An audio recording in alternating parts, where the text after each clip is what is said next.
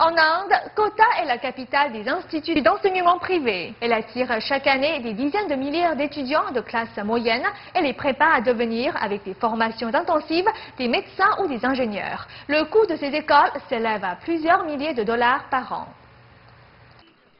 Chaque année, plus de 50 000 étudiants universitaires arrivent sur le campus de Kota, la capitale indienne de l'enseignement privé. À Kota, des instituts privés offrent aux étudiants des programmes de formation intensifs sur plus de 2 ans, qui les préparera à passer les examens d'entrée des prestigieuses facultés de médecine ou d'ingénierie. Ces programmes coûtent entre 2 000 et 3 000 dollars par an, un coût considérable dans un pays où le revenu moyen par individu s'élève à 1 256 dollars. Mais ces écoles préparatoires attirent des dizaines de milliers d'étudiants de classe moyenne. Bien que l'Inde ait connu 20 ans de croissance économique rapide, le pays manque d'un système d'éducation adéquat et de bonnes universités. Le cours Bansal a été ouvert dans les années 80 et a lancé la vague des centres de formation à Kota. Il est devenu le joyau de la formation privée en Inde. Un diplôme du cours Bansal ouvre aux étudiants les portes des prestigieuses écoles de commerce et autres universités techniques qui forment les futurs présidents des grandes entreprises indiennes. Le fondateur du cours Bansal, Vinod Kumar Bansal, a commencé à enseigner dans son salon. Aujourd'hui, son centre de formation accueille plus de 10 000 étudiants et 128 professeurs. Il rapporte plus de 17 millions de dollars par an.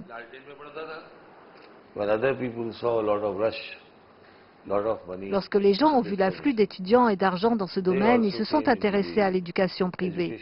L'investissement de départ est faible et le gouvernement intervient peu, si pas du tout.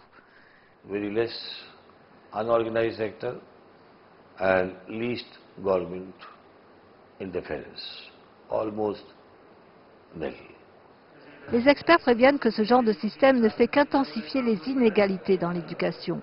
Beaucoup de jeunes abandonnent leurs études et un quart de la population indienne est illettrée et incapable de répondre aux besoins de la croissance économique.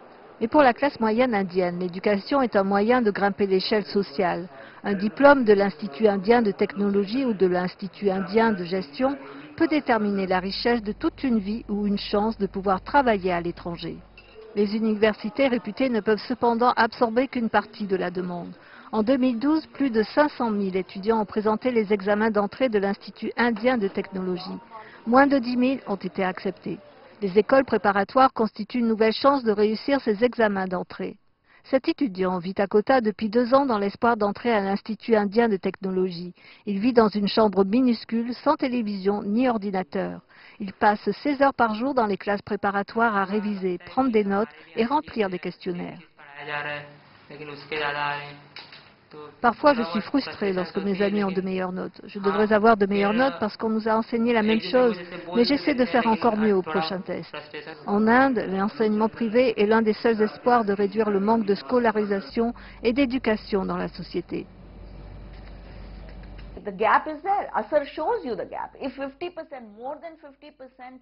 Vous voyez l'écart dans ce rapport? Si plus de 50% des élèves de 7e classe ne savent pas lire un texte de base, il y a un écart immense entre ce que nous attendons de nos enfants et ce qu'ils connaissent vraiment. Et si nous ne prenons pas cet écart en considération, les choses vont empirer. Il y aura de plus en plus d'abandon scolaire. Près de 30% des enfants indiens sont les premiers à être éduqués dans leur famille. En l'absence d'enseignement de qualité, les parents sont obligés d'avoir recours à un enseignant privé pour aider les enfants à suivre le programme et faire leurs devoirs. Face à cette opportunité, ETUS, le géant coréen de l'enseignement préparatoire, a investi 300 millions de roupies sur le marché indien et ouvert un magasin spécialisé dans l'enseignement vidéo sur Internet. Les critiques pensent que les écoles préparatoires offrent de faux espoirs aux parents et aux étudiants en promettant des résultats à des candidats qui ne sont peut-être pas aptes à devenir médecins ou ingénieurs. Malgré tout, les écoles privées continuent d'apparaître et leurs profits ne semblent pas devoir freiner la croissance dans ce domaine.